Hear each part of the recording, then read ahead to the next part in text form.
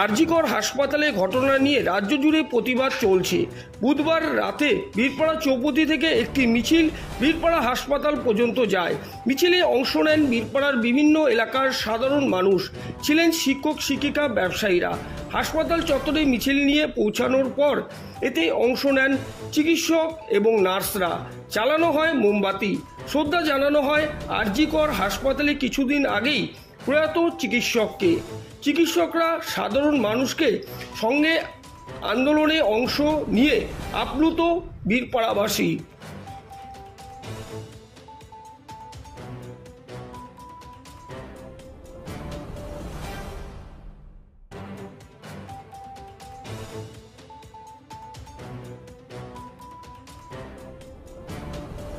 9ই October আমরা সবাই জানি আরজি কর মেডিকেল কলেজ অ্যান্ড হসপিটালে যে নক্কারজনক ঘটনা ঘটেছে তার প্রতিবাদ পুরো রাজ্য জুড়ে কেন পুরো দেশ জুড়েই চলছে।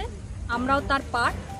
আমরা সেই যে অন্যায় হয়েছে, যার ওপর অন্যায় হয়েছে তার প্রতিবাদে সেই আন্দোলনের কন্টিনিউয়েশনে তার যাতে বিচার হয় এবং সর্বোপরি আমাদের চাই একটা সুস্থ স্বাভাবিক কর্মক্ষেত্র, যাতে আমরা সেখানে সেফ ফিল করি এবং যিনি আমাদের এই নির্যাতিতার যে হয়েছে তার আমরা জাস্টিস চাই।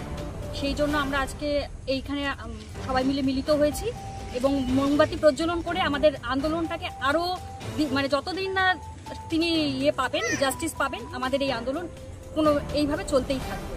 ম্যাডাম, আপনার নাম? Moumita Biswas, Birpara state general hospital sister in charge.